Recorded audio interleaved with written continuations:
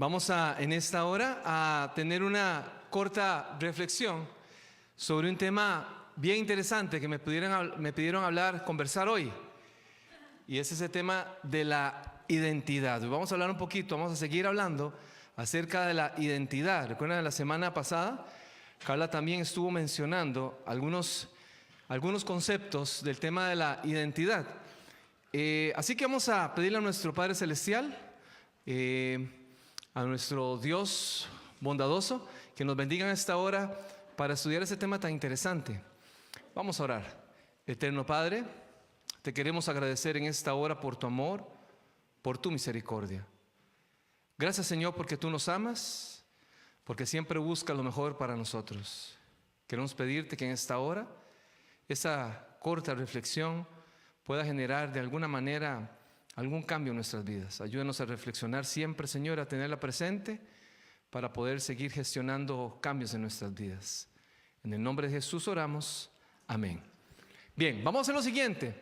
Yo necesito que usted se ponga de pie un momento. ¿Ok? Póngase de pie un momento. Ahora necesito, por favor, que levante su mano derecha. Que tenga su mano derecha ahí levantada. ¿Ok? Bien. Ahora también levante su mano izquierda. Excelente. Ahora, con su mano derecha, toque su cabeza. Con su mano izquierda, toque su rodilla. Muy bien. Ahora, nuevamente levante sus dos manos. Ahora, siéntese con sus dos manos levantadas. Ahora, les voy a hacer una pregunta. Pueden bajar sus manos. Hay una pregunta. ¿Por qué lo hicieron? Porque yo les dije. ¿Qué más?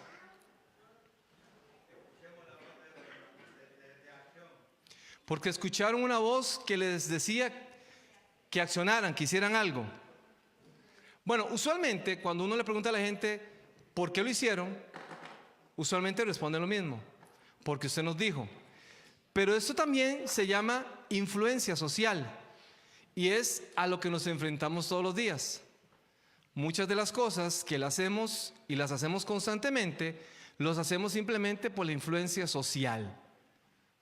Y algunos dicen, es que me dijeron. Por ejemplo, en algún momento tal vez alguien le dice, salgan todos a votar. Y entonces la gente sale a votar, ¿cierto? ¿Cómo se llama eso?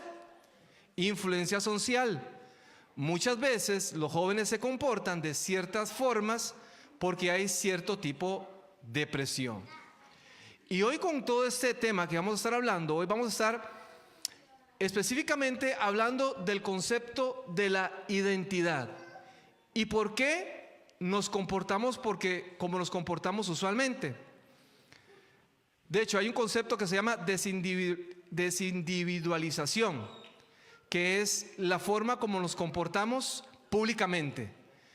Que en privado no lo hacemos, pero públicamente, porque los demás lo hacen, lo hacemos nosotros. Y ese concepto es muy interesante porque es un concepto psicológico que usualmente, posiblemente tal vez en algunos jóvenes han conocido el concepto de presión social, de presión de grupo, y precisamente eso tiene que ver con este tema, el tema de la presión de grupo. Nos comportamos diferente muchas veces, pensamos diferente muchas veces, hacemos cosas muchas veces simplemente por un tema de presión.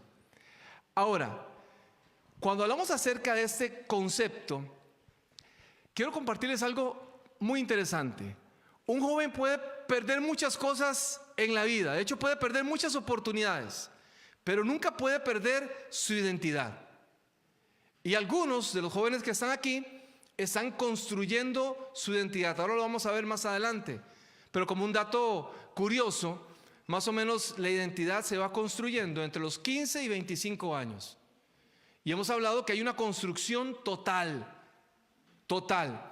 Ya los adultos tenemos una identidad que ahorita vamos a ver si esa identidad permanece siempre firme. De hecho, para poder hablar de ese tema de la identidad, definamos qué es identidad.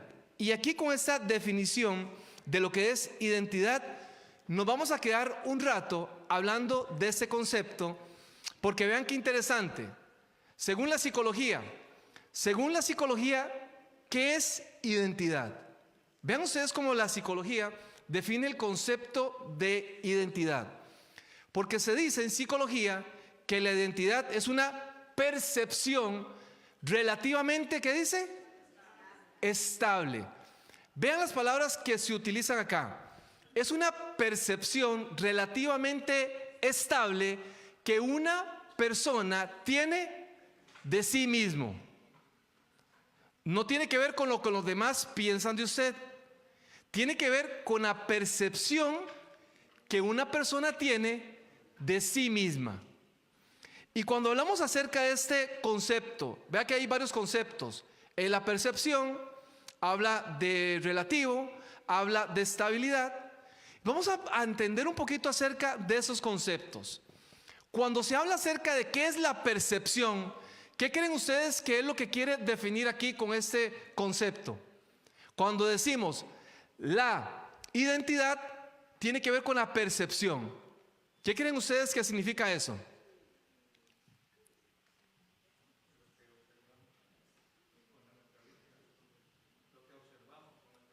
Con lo que observamos, pero ¿a quién? A nosotros mismos. Vea qué interesante, porque eso tiene que ver cómo te ves y también tiene que ver cómo una persona se interpreta a sí mismo. Entonces, cuando hablamos de identidad, tiene que ver algo cómo yo me percibo, cómo yo me miro.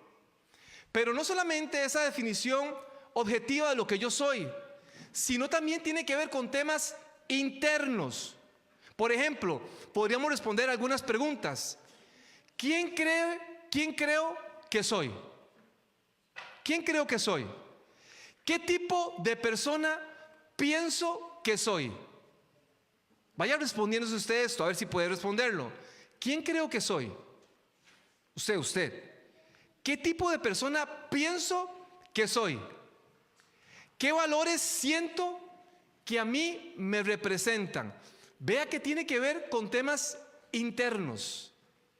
¿Qué lugar creo que yo ocupo hoy en este mundo?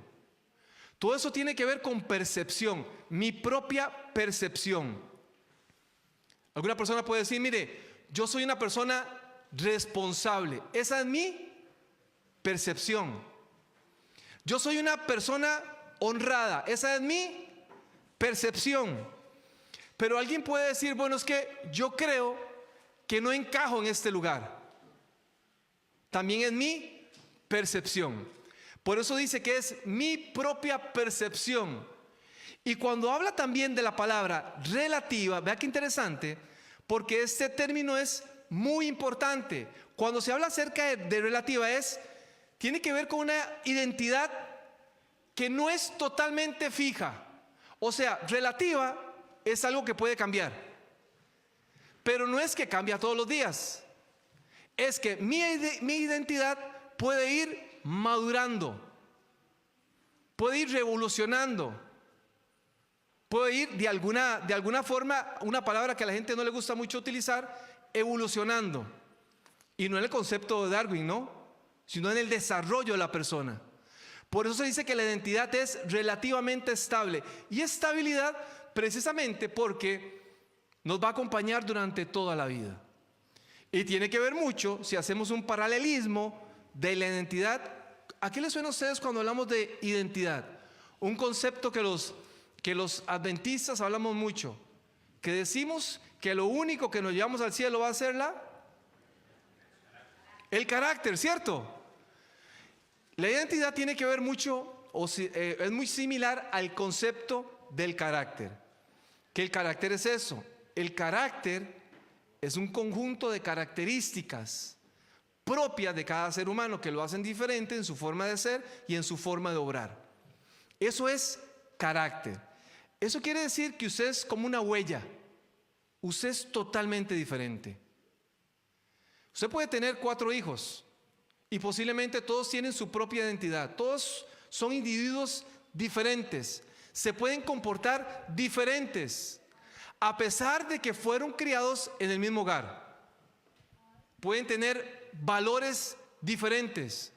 pueden tener ideologías de vida distintas, a pesar de que fueron criados en el propio hogar.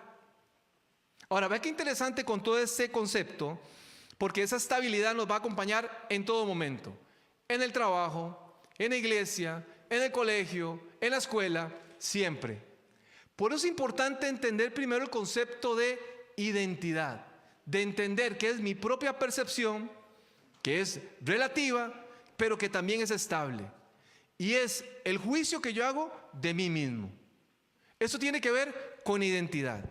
¿Y por qué entonces hablar acerca de ese concepto de la identidad?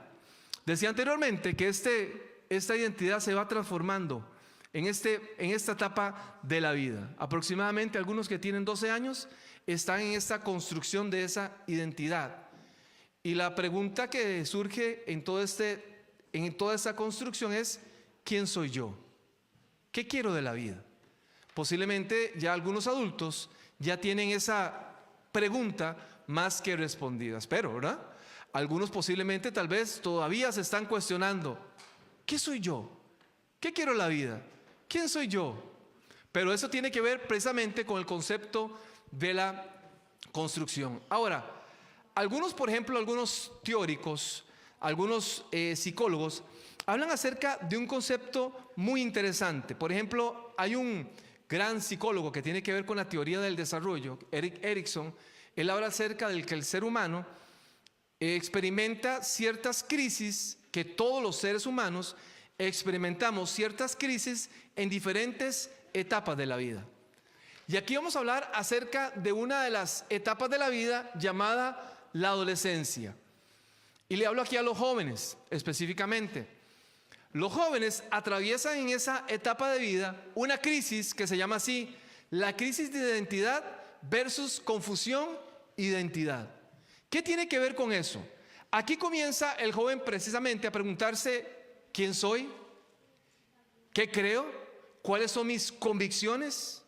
¿Qué quiero hacer de la vida? ¿A qué me quiero dedicar? Aquí está intentando buscar algunas respuestas en esta búsqueda de esa identidad.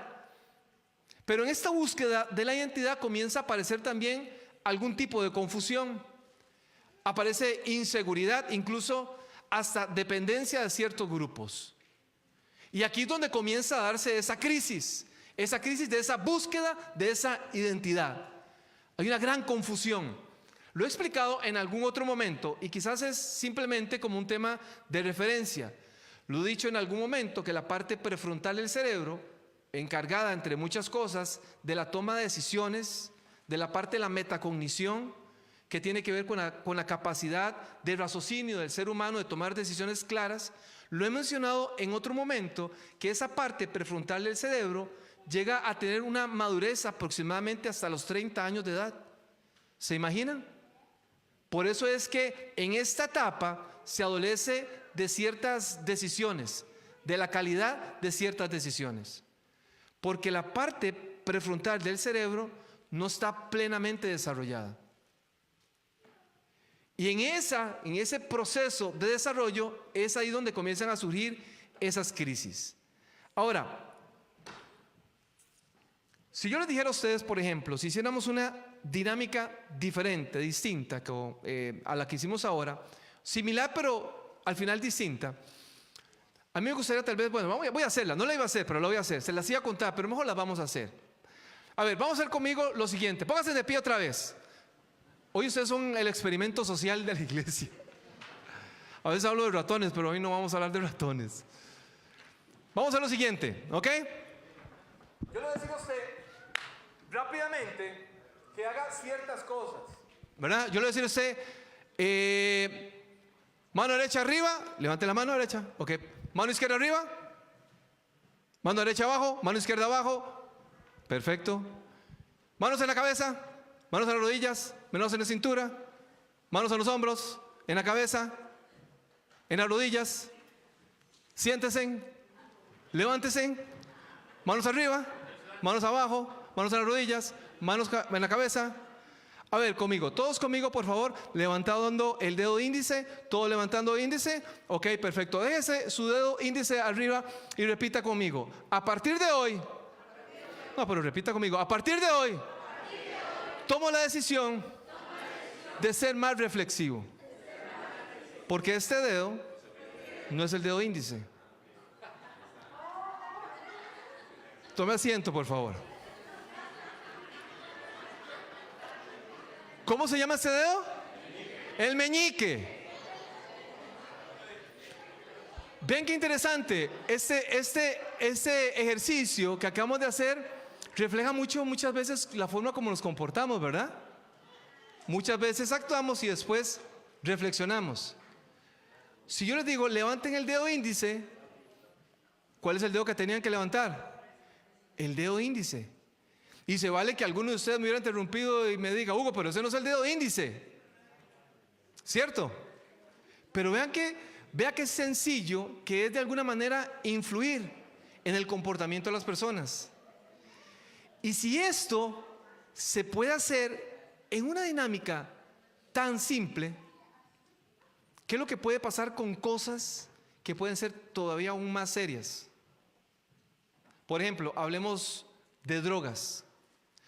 Hay dos tipos de adolescentes y hoy me estoy enfocando en los adolescentes. Hay adolescentes masas y pensantes. Los adolescentes masa son los que pasan por la vida levantando el dedo índice, que no generan reflexión, que actúan simplemente por lo que los demás le dicen, que se dejan influir fácilmente. ¿Cuántos de los que están aquí han cambiado quizás su vocabulario, su ropa, sus convicciones, simplemente porque un grupo de amigos le hicieron cambiar? Estoy seguro que en algún momento no solamente los adolescentes, estoy seguro que muchos adultos también andan levantando el dedo índice fácilmente y se dejan influir y se dejan influenciar por los demás. Existe ese tipo de adolescentes, masa, que actúa simplemente por presión de grupo, que actúa simplemente para sentirse aceptado. Joven, en algún momento sus valores se van a enfrentar a la presión social y alguien le va a decir, pero aquí nadie lo va a ver, aquí nadie lo va a señalar, aquí lo vamos a comprender, de aquí no va a salir. Yo recuerdo que hace muy poco tiempo atrás, en mi adolescencia, oiga los coyotes. No, yo creo que fue un poquito más para atrás incluso. Cuando yo tenía unos 10 años, un poquito más de para atrás, recuerdo que una vez había un amigo, hace unos días atrás les contaba ellos esa historia a mi familia y les decía, cuando yo tenía 10 años atrás tenía un amigo que el abuelo de este amigo tenía, allá en Costa Rica le dicen una cantina, es un bar. Es una cantina de aquellas cantinas de lugares viejos donde los hombres, usualmente eran hombres, asistían ahí y salían cuando ya no podían ni siquiera caminar. Y yo recuerdo que este muchacho, su abuelo, tenía una cantina y él le iba a ayudar a su abuelo, pero cada vez que podía le metía la mano al abuelo en la caja fuerte, ¿verdad? Y le sacaba de allí. Ese amigo siempre andaba con dinero. Y no solamente eso, sacaba de aquel bar o de aquella cantina las botellas de licor e incluso los cigarrillos. Y yo recuerdo que nosotros nos sentamos en un lugar, había un lote vacío y había un árbol, y en ese árbol usualmente siempre nos subíamos y ahí, uno en cada rama, ahí conversábamos, ¿verdad? Ellos echando humo. Y yo recuerdo que una vez ese amigo dijo, Hugo, ¿por qué no lo prueba? Y yo le dije, no, a mí no me gusta eso. Y me comenzaron a presionar los amigos que estaban allí. Y yo agarré un cigarro y comencé a fumar. Ya los que nunca han fumado, nunca ni siquiera ojalá les pase por la cabeza de intentarlo, pero esa primera experiencia fumé y casi me muero, casi me ahogo y todo. Y ya después comencé a intentar fumar. Y ahí estaba mi primo tiene un año menor que yo, año y algunos meses menor que yo, y él comienza, yo quiero fumar, y yo como buen primo le digo, no sea necio, deja estar, no, deja de estar molestando, y él dice, no, yo quiero fumar, y entonces las otras personas le dieron a él un cigarro, y él comenzó a fumar. Mi primo vivía a la par de mi casa, y era una casa grande donde había donde se comunicaban las dos casas. No habían pared y se comunicaban las dos casas. La casa de mi papá y la casa de mi tía. Y ahí era donde vivíamos. Cuando llegamos a la casa, nomás llegando a la casa, mi primo comenzó a llorar, a decirle a mi tía, Nana, fumé. Imagínense yo ahí, yo sudaba, ¿verdad? Como testigo falso, yo sudando. Y oye, y yo ahí, en eso, dice mi primo, y Hugo también. Cuando dijo Hugo también, imagínense en el problema que me metí. Bueno, pero ¿por qué creen que lo hicimos? Por la presión. ¿Cuántos jóvenes hoy, de verdad, están consumidos por las drogas? Simplemente por presión grupal. Por decir, no pasa nada. Esto es placentero. No pasa nada. ¿Cuántas niñas? Hace un tiempo atrás, recuerdo en Costa Rica, cuando trabajamos un proyecto social allá en Costa Rica con el Patronato Nacional de la Infancia, que es la organización que vela la adolescencia en Costa Rica. Recuerdo que anduvimos dando charlas en todo Costa Rica, literalmente todo Costa Rica. Adolescentes, madres, era el proyecto, adolescentes, madres, chicas de 14 años embarazadas, niñas de 13 años con un segundo hijo. La mayoría de estas niñas habían sido víctimas de abuso por parte de mayores de edad, personas mayores a los 30 años de edad. Y era una gran cantidad, más de 14,000 adolescentes madres al año. 14,000, ¿se imaginan?